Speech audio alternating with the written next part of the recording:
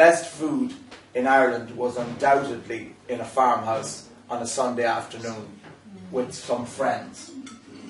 And that was definitely, and to get one of those coveted invitations to a Sunday lunch in a farmhouse was definitely something very, very special. And we all know this from the way we were reared. And then our product became what was called sophisticated. And with sophistication, we got dilution. And with dilution, we got great loss. And now we're back in reinventing the sophistication that we had as children, but we didn't recognize it as such. Tonight's dinner was what you can call a produce-led dinner. In my own business, for almost 30 years, every day what I do is produce-led. It's not fashionable, it's very functional, and it's very economic.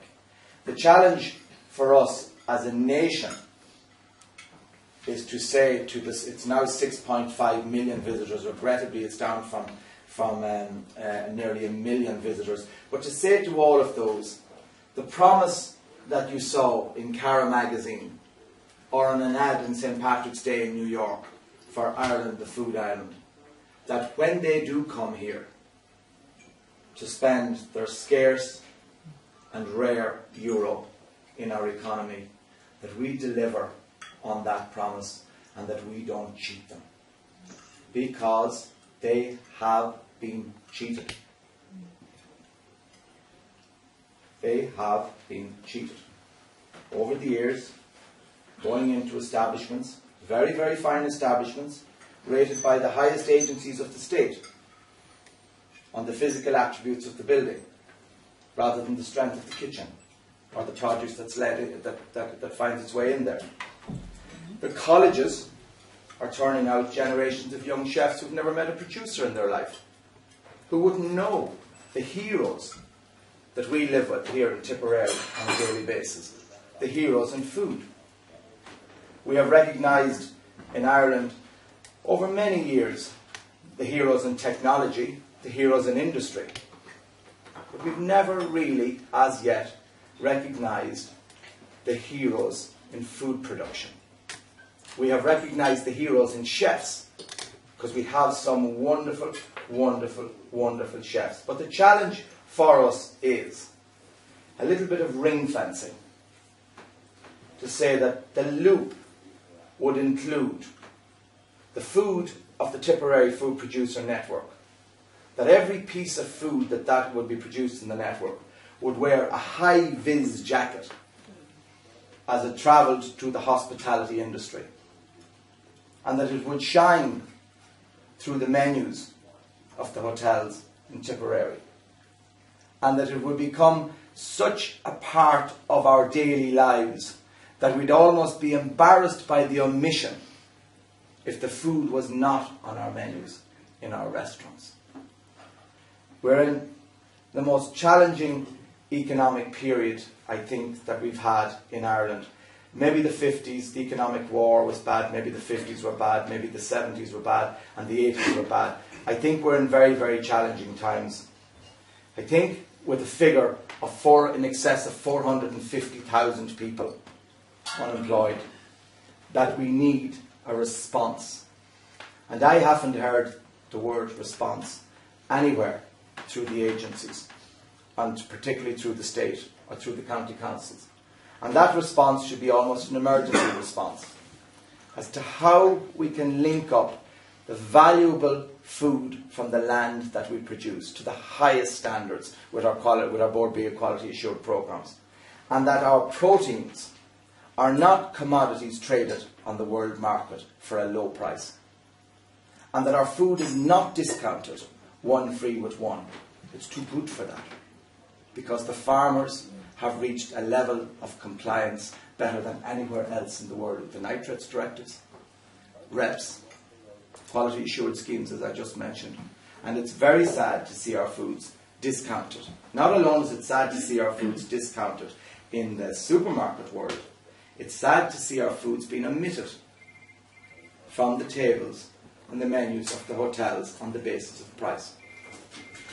So I suppose the challenge for us is, as we celebrate all the food of Tipperary, if we could take a leap forward and say, where is this going to take us? How many jobs will it sustain? I think of my own situation where I have two graduates in my family who possibly never thought that what I did would be glamorous enough to sustain them in the future. But now, our children are beginning to look at the family farm, the family jam production unit, the family farmers market stall, and say, I'm highly qualified, I have a diverse range of skills, we can produce food, there is a base at home on the family farm, we own the land, we own the sheds, we have the capital, that maybe we can do something with food and maybe we can live off it. And as parents, we must recognise, and this is where it must be recognised also in the schools, and I have particular views upon this, for the next generation of people to grow into this industry, they have to have the same skills as an actuary and an accountant. And they do not need to be the lowest common denominator of education who gets into a Fáilte Ireland course on £125 by default. Until such a time as our educators recognise that this type of food has a future in our communities, greater than our communities, in our counties, in our regions, in our countries, and to feed 60 million people in Britain next door. Very, very close to us. So that's a recognition by us as parents, instead of educating our children out of our rural areas and off our farms. That's one recognition. The next recognition is a recognition by the state and all the agents of the state that food is just as important as technology. And when the people who promote technology and make our computers are gone, the land will still be here, its potential to create, its potential to grow, and its potential to employ will still be here. And the people will still want to come from all over the world to see this small, moist, wet island on the side of the Atlantic. That's a very, very important point for us. The other thing that we have to do in Ireland, and it is of crucial importance, the nation has to maintain the routes to market.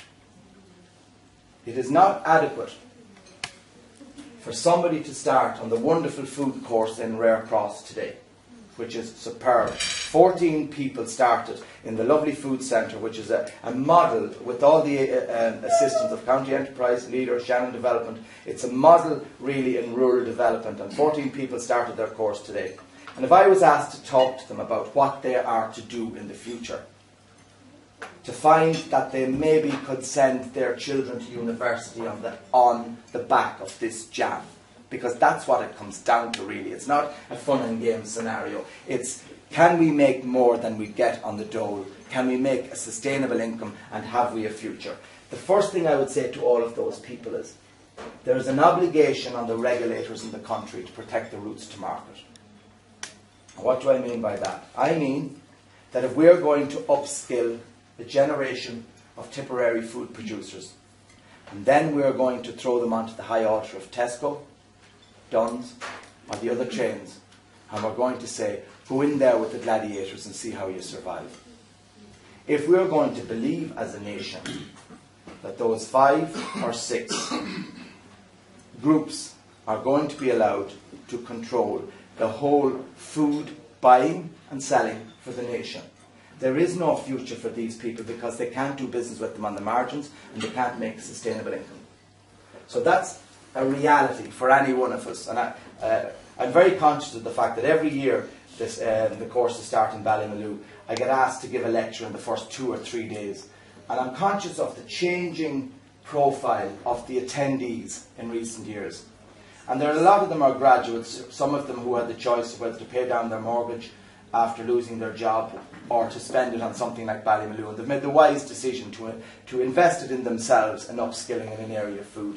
And I'm always conscious of the weakness of our route to market. And what I mean by that is, I'd say that as a nation, we haven't protected, we haven't, I suppose, cleared the way for an extensive range of farm shops. We haven't supported the farmers' market movement. We have a very poor record as a nation in supporting the farmers' market movement. We have no national supports for it in terms of branding, marketing, grant aid, nothing like that. I know I've dealt with this internally with my work with one of the state organisations, and that's very sad. And when we have people like the National Consumer Agency calling for the introduction of people like Asda, Walmart, to bring down prices in Ireland in food, without them saying there is another way, and that other way is for the nation to analyse the security of its food. How can the food get to 4.5 million people on this little island? And who are the controlling points along the way? And how have we ceded control nationally? And how have we given these people control? And how can we take it back? So those are, not to take away from the evening, those are the sobering thoughts that do occupy my mind when I get asked to speak. And I do get asked to speak at a lot of functions, and I'm addressing the keynote speaker in the RDS for the shop exhibition. And that's very interesting because it's all going to be grocers, from multiples, and there'll be 300 to 500 grocers at it. I spoke to the Londis conference earlier in the year, spoke to the Checkout conference. Same thing. Wake up, support your own, buy local, support your local economies.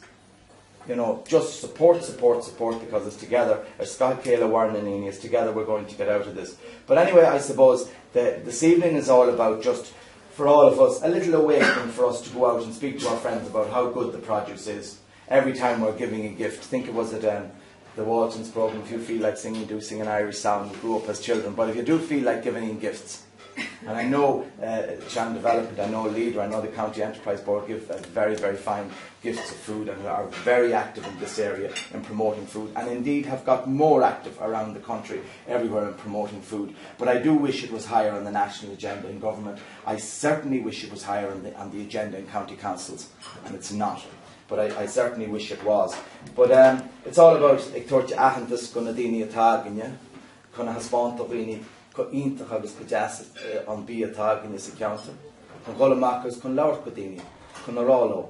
Bhfuil an bí a Tipperary go sé thar-cinn, bhfuil sé éasca chun é aáil, dlécha chur daoine sa bhaile, an féidirlum úneáil aáil, an féidirlum fataí aáil, féidirlum glasraí aáil, tíocht an gceata. Agus nábarlam go daoine níos grán mar a bhí sé cúpla bliain ó hen. Ní féidir sin ará.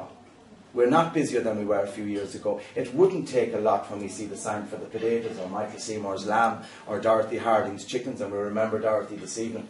We wish her well, and we wish Anne Keating well, both the two stalwarts of Tipperary food who we wish very well this evening in their illnesses. And that's it really. That's all I have to say. It's a sobering thought. But I suppose you might prefer if your after-dinner speaker had more of a lighter message. But if I wasn't on such a serious subject, I might make you laugh. But this is a serious subject for us all. It's a serious economic subject. So thank you for asking me, Patrick. Do ask me again. Thank you very much, folks.